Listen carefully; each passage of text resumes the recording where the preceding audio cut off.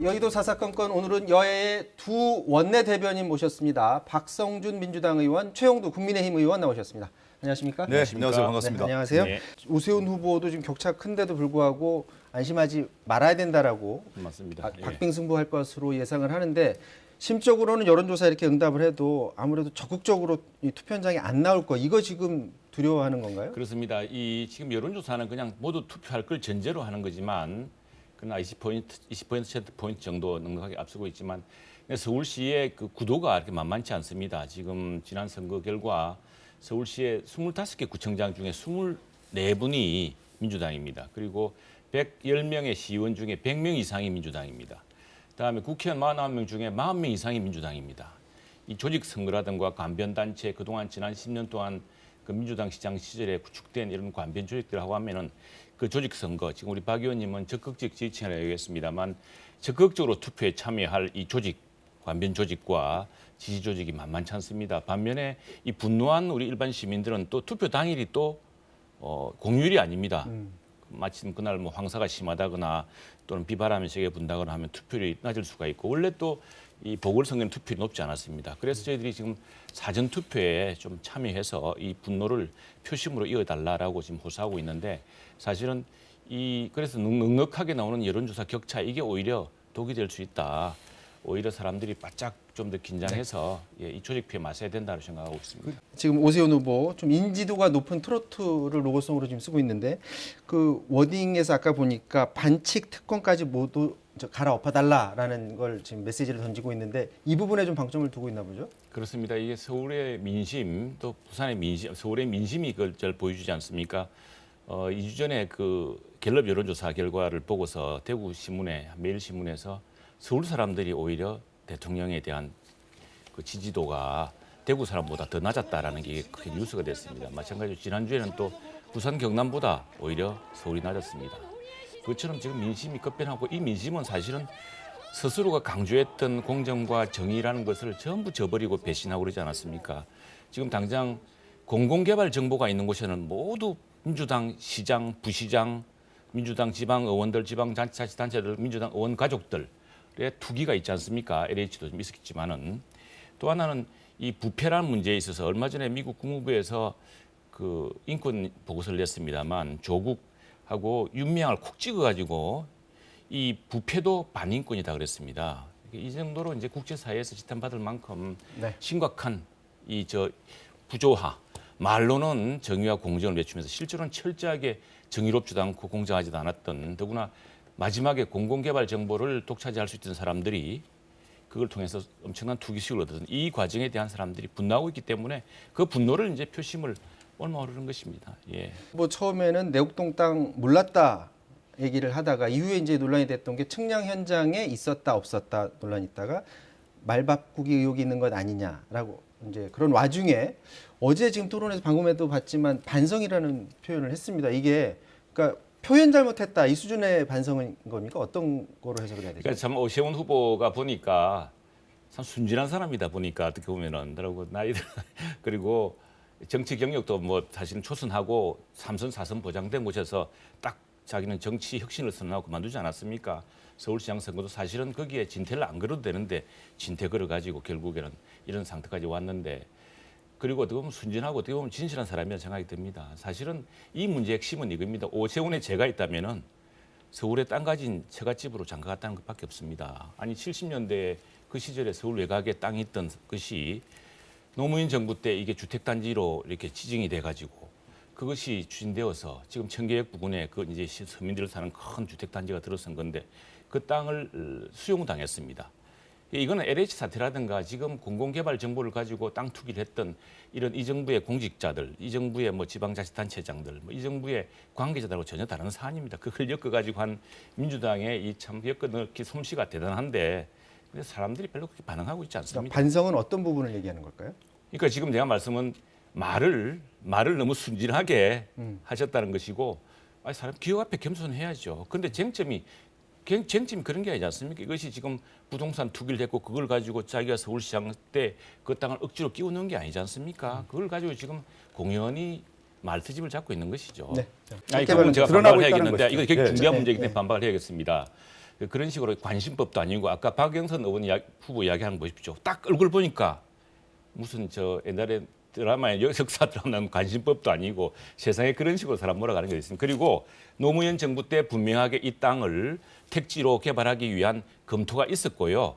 또 하나 두 번째로는 이에 대해서 국장이 KBS 인터뷰에서 정결이라고 이야기를 했습니다. 그리고 그린벨트는 서울시장이 풀 수 있는 게 아닙니다. 그건 국토부 장관이 푸는 것이고 또 이 땅이 수용되고 이 땅이 그 추진되는 과정에서 지금 시장이 뽑은 SH가 우리 당의 질의에 대해서 그건 정당한 절차를 걸어서 이루어졌다고 했습니다. 그리고 또 하나 이 땅이 지금 저도 사실 궁금해서 이렇게 물어보니까 그 집에 처갓집에 식구가 많다고 합니다. 8분의 1이라면 지분이 맞습니다. 8분의 1이고 해서 그 땅에 대해서 사실은 어느 남자가 처갓집 재산에 대해서 그렇게 시콜콜하게 뭐 사람마다 다르겠습니다만 그런 정도로 이 처갓집 문제, 재산 문제에 대해서 좀 크게 너무 그걸 아는 것도 그렇고 그걸 자랑하는 것도 그렇고 뭐 그런 심리가 있을 수 있다고 생각을 합니다. 그 과정에서 몰랐다 할 수도 있는 것인데 그걸 가지고 무슨 대단한 허물 잡은 것처럼 하는 것도 좀 지나치다고 생각합니다. 그래 그것도 짧게만 하고 넘어갈게요. 관심법 현장인데 당시에 그 땅을 수용한 평균 가격이 있을 겁니다. 그래서 저도 이제 사실 이 문제 골고루 따지시니까 그 알아보니까 그 땅은 그 수용된 땅은요. 어떤 땅은 평당 700만 원씩 받았고 이 땅은 평당 200 몇십만 원 받았는데 가장 적게 받았던 땅 중에 한 사람입니다. 그래서 그 주변 사람들이 괜히 오세훈 처갓집 주변에 땅 가졌다가 적게 받은 거 아니냐 이런 이야기까지 나오고 있다고 합니다. 네. 용산 참사 관련해서 어제 그 관훈 토론회에서 발언하는 과정 이렇게 얘기합니다. 매우 폭력적인 형태의 저항이다.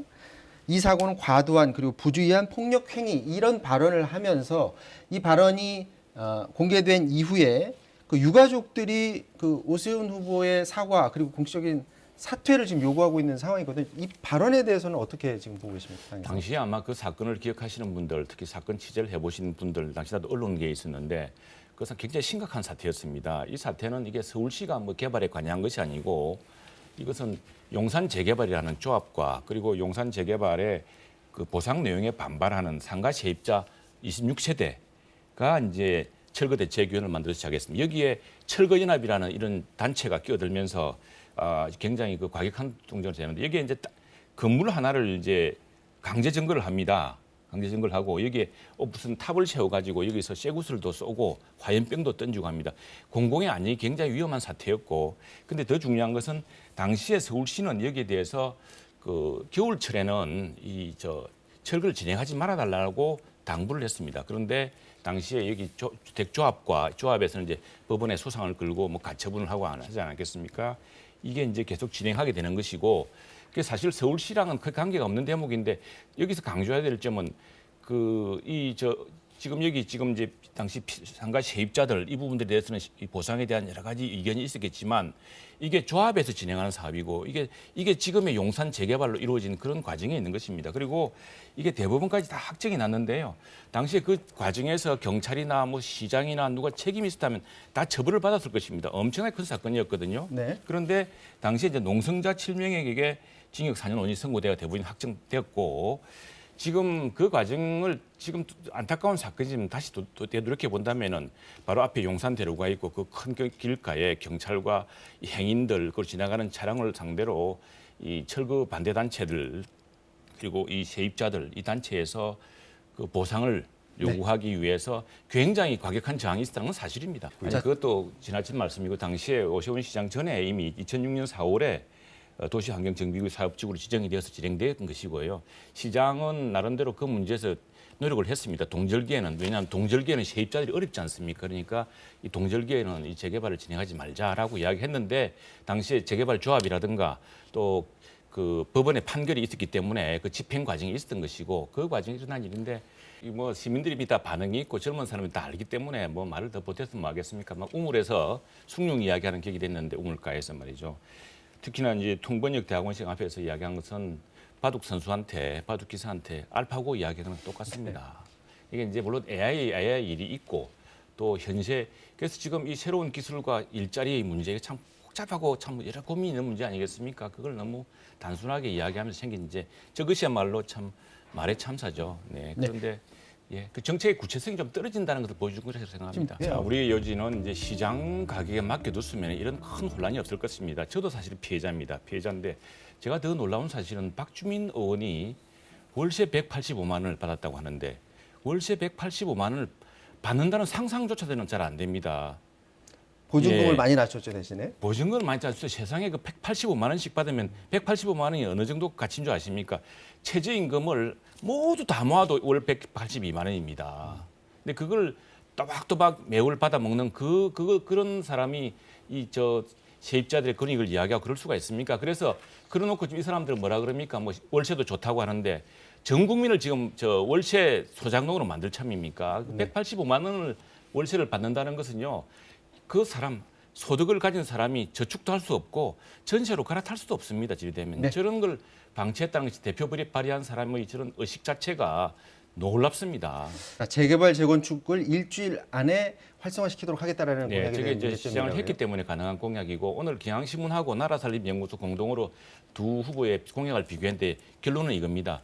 박영선 후보 막대한 예산이 들을 것 같은데 어떻게 재원을 조달할지 막연하다.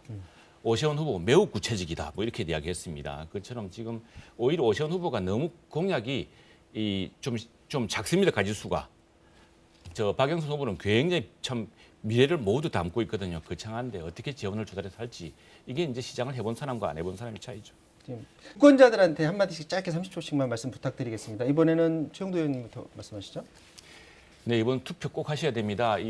황사도 있고 또 비바람 불지도 모르고 했는데 내일부터 사전 투표 꼭 하셔서 분명한 민심을 전달하셔야 됩니다. 이 위성과 참 이로 인한 경제적 실패 또 더욱이 백신까지도 지금 보릿고개를 맞지 않았습니까? 국민 여러분께서 시민 여러분께서 분명한 심판을 해주셔야 새로운 정기가 마련됩니다. 네, 지금까지 최영두 박성준 의원과 말씀 나눴습니다. 고맙습니다.